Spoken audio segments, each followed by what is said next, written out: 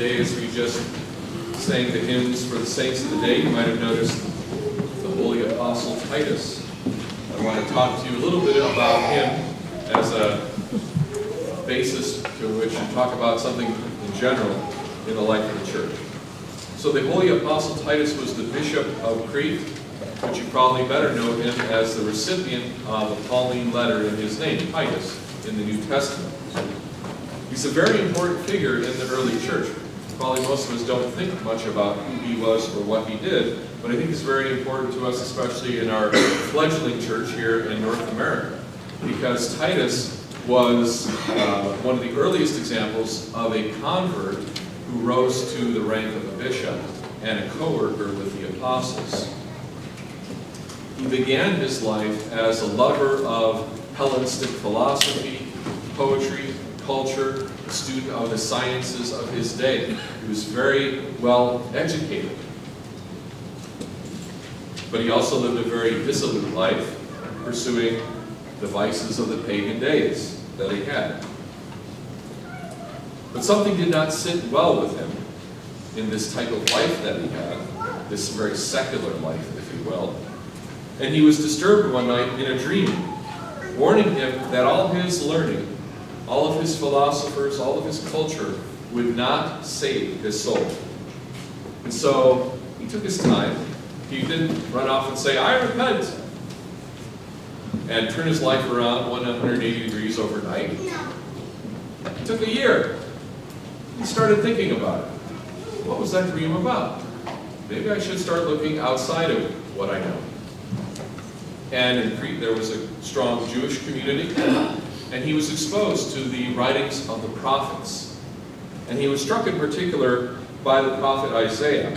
And tradition holds that when he read chapter 47 of Isaiah, he thought it was speaking directly to him. And as I looked at that chapter, though it starts talking about the daughter of Chaldea, the daughter of Babylon, it seems that would be an odd thing to relate to. But eventually you see where it might relate to somebody like his person. Starting at verse 10 in chapter 47, we read this: "For you have trusted in your own wickedness. You have said, 'No one sees me.' Your wisdom and knowledge have warped you. And you have said in your heart, 'I am, and there is no one else beside me.'" Now this is not too different than the kind of mindset that we have in the world today. We're not necessarily solipsistic, meaning that we believe that we're the only one who exists and everyone around us is just like some kind of a matrix projection, figment of our imagination. But we do tend to think of ourselves in a very isolated, individualistic way. Verse 11, "Therefore evil shall come upon you. You shall not know from where it arises. Trouble shall fall upon you. You will not be able to put off. Desolation shall come upon you suddenly, which you shall not know." So here's that dread, that anxiety, that malaise he's suffering from. And then it says this, the prophet says, "Stand now with your enchantments and the multitude of your sorceries, in which you have labored from your youth. Perhaps you will be able to profit. Perhaps you will prevail. But you are wearied in the multitude of your counsels. Let now the astrologers, the stargazers, the monthly prognosticators stand up and save you from what shall befall you." Again, today we probably don't spend a lot, and some people do, but most of us don't spend a lot of time focusing on astrology or sorcerers, but realize who those people were in the context of that day. They were the specialists and the consultants and the scientists and the medical professionals and the pundits. See, they were the people who had the wisdom of the world. They had some kind of insight to give. And the secular person would go all over the place, trying to get an edge, trying to get a leg up in a hard world, using sorcery, using astrology, etc. So are we really that different? We don't put much faith in God, but we spend a lot of time looking for all these things to lift us up and strengthen us. And at the same time we say, "No one sees me." it doesn't hurt anybody else, what's the problem? If it doesn't affect anybody else, what does it matter what I do privately or in my own personal life? But this is part of the sickness of our society. None of these secular institutions we have, for as good as they are, and maybe they will profit us, and maybe we will prevail and have success, just as the prophet says, but they will not save us from the things to come. They cannot save us from old age. They can cosmetically save us from the appearance of it for a while. They cannot save us from isolation, the loss of our friends, the loss of our family, and from our death. They cannot save us from these things. They cannot give us meaning and purpose to truly save us from the death of our souls, which we experience in a soul-crushing culture. So Titus, this pagan, being convicted in his heart of the emptiness of what he had been placing his faith into, was moved by the word of God, and so pursued the Christian faith. Now, one tradition says that he traveled to Jerusalem and became one of the 70 apostles. There was the 12 apostles and then the outer ring of 70 apostles. That's most likely a later tradition in the histories, as people were trying to harmonize all the characters that they knew about and slide them into the 70 somehow to give them a little up. But probably Titus as a Gentile was probably not one of the 70. The 70 were circumcised Jews, and Titus was actually probably never circumcised, because actually there was the conflict between Timothy and Titus that St. Paul writes about, where he says, Timothy, you're half Jewish, we're going to circumcise you because we don't want to confuse people. But Titus he's a Gentile. We're not going to go there. So Titus would not have qualified basically to be one of the 70 at the time, though one tradition holds that he did go to Jerusalem and become part of that community. Whatever, it doesn't really matter. What we do know is that he did become a Christian, and he became a co-worker and traveler, like the right-hand man at some points, of St. Paul. And St. Paul sent him home to the island of Crete to minister there to that population, which was a mixed Christian population of Jews and Gentiles. And of course, as St. Paul very famously pointed out, as one of the Cretans themselves said, all Cretans are liars. So that's one of those great paradoxes you can play with in your head. Anyway, St. Titus labored for the rest of his life to a ripe old age, dying apparently in his 90s. So whereas many of the other apostles, the 12 in particular, 11 of the 12 died young, their proteges, people like Titus, were able to go and live a long life. So St. Paul writes to Titus. He says this in Titus 1, starting at verse 5.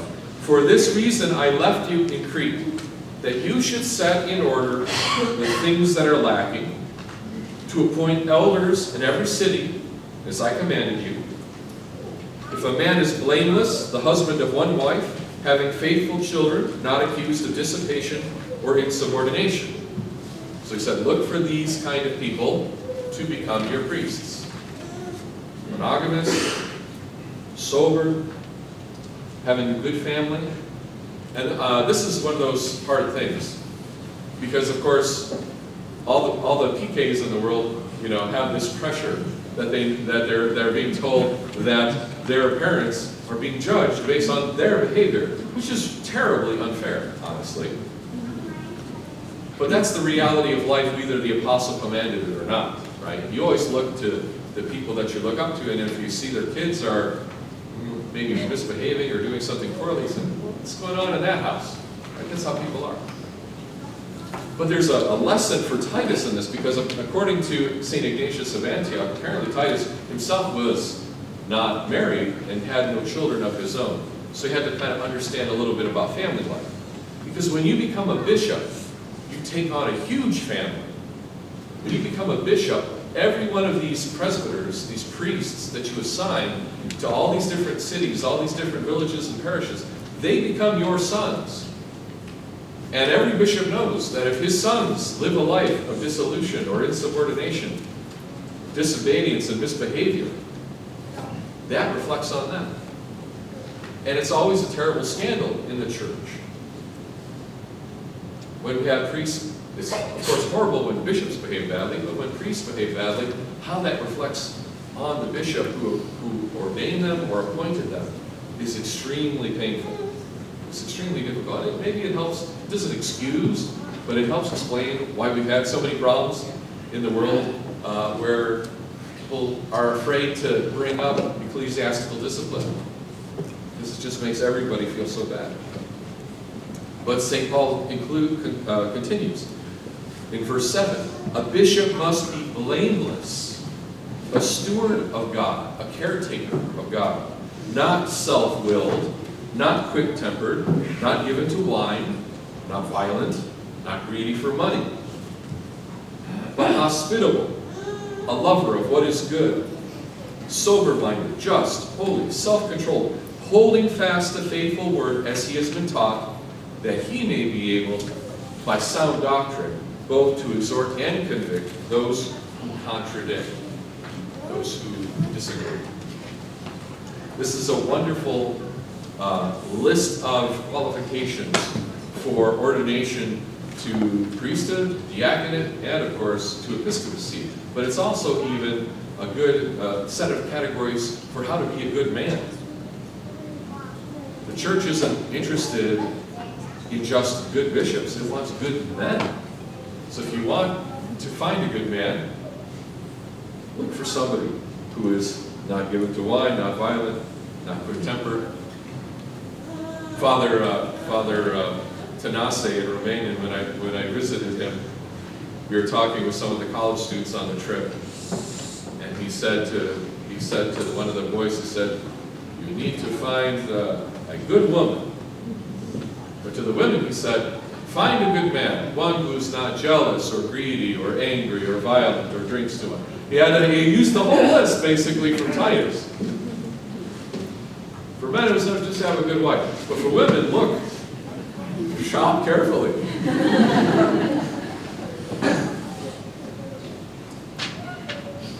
This ministry of the bishop, of identifying leaders and appointing them to communities, is one of the most important things we have in the church. One of the most important duties that they have.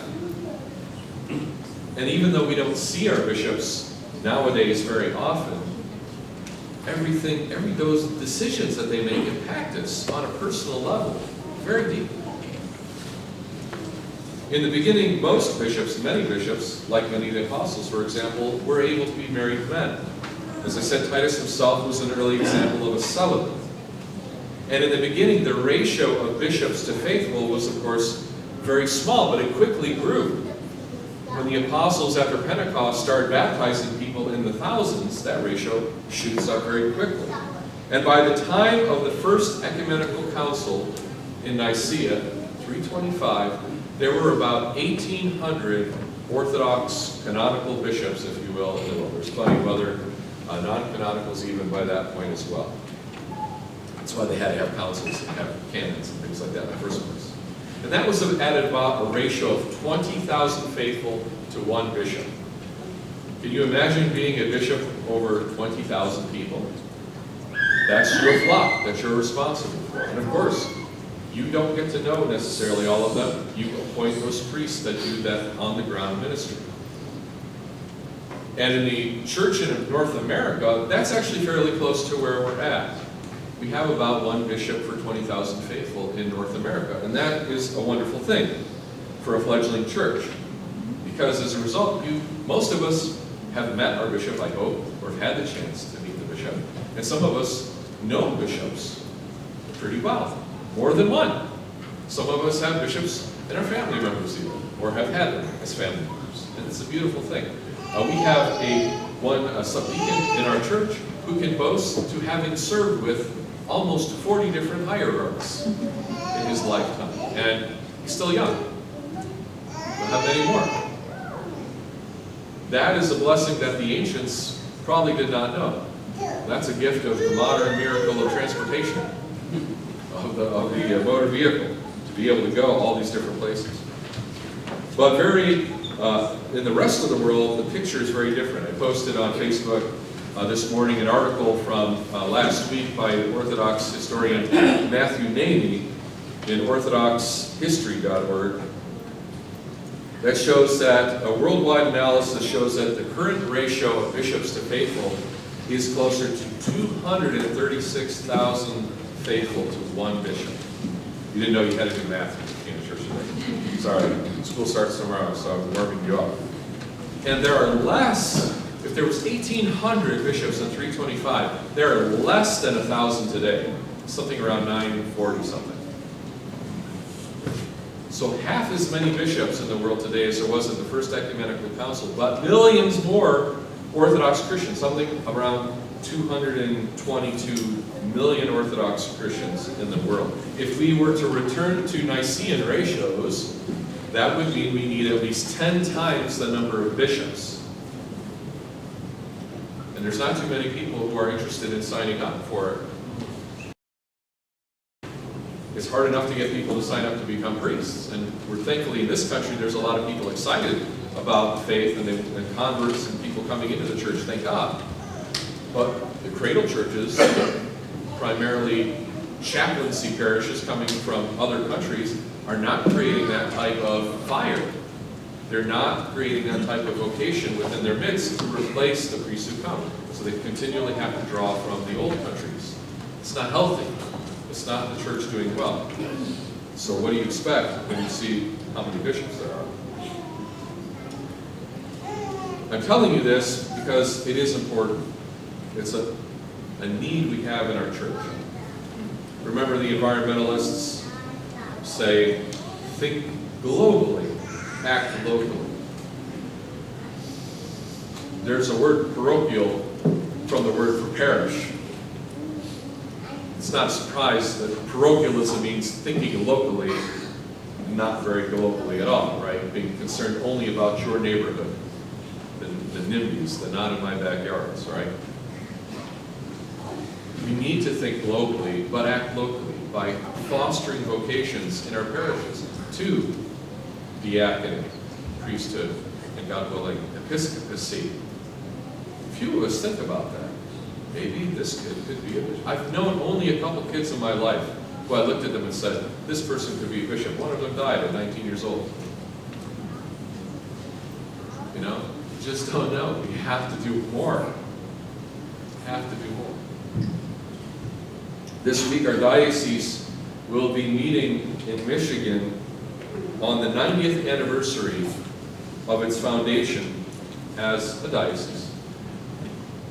And the major item of business is the possible election of a new auxiliary bishop. We've only had about 4 bishops in our diocese over its history, and we only have one right now. This has always been an important moment in the life of the church. And the auxiliary bishop, whoever that ends up being, is very likely to become the next archbishop, the successor to the current administrator of the diocese. And that's going to have a lasting impact on the church. That's the person who's going to determine who's going to be the priest and the priest after that. That's going to be the person who decides, can you do the building project that you want to do? Have you met all the boxes? He's the one who has oversight. That's what episkopos means. What our bishops do and who they are matters, even if we see them only a year or less. And I really do encourage you to get to know your bishops. If you hear the bishop is coming, it's a longer service, yeah. Come anyway. If you hear the bishop is visiting a local parish, it's okay, go visit him. Be with the faithful. It's important. As we prepare this week, I beseech your prayers on behalf of your diocese. The Diocese of the Romanian Orthodox Episcopate of America. Many of us in this parish came into the church through other dioceses, other jurisdictions. That's fine. But if you're a member, you're in this diocese now. It's part of your life now. Welcome and enjoy it. It loves you. Love it back. Our community here in North America is known for its passions and contentions. It's not a whole lot different than that ancient church of Crete with its bad reputation that St. Titus was sent to put in order. So this week, if you look at the calendar, you'll see that on Thursday is the feast day, it's not really a feast day, it's the fast day of the beheading of St. John the Baptist. It's one of the strictest fast days of the year. It's couched between two other regular fast days, Wednesday and Friday. That makes a 3-day fast this week. So if you didn't get any fasting done during the summer months with the Dormition or the Apostles' Fast, here's your chance to make up a little lost ground. And I'm just asking you to consider, make a 3-day fast to the best of your ability this week, however you want to define that, how strictly you're able to do it. Maybe stricter than you normally do, just to make you feel like you did something. And offer that to God this week on behalf of the diocese, on behalf of your parish, and the global Orthodox community that is impacted, each one a diocese at a time.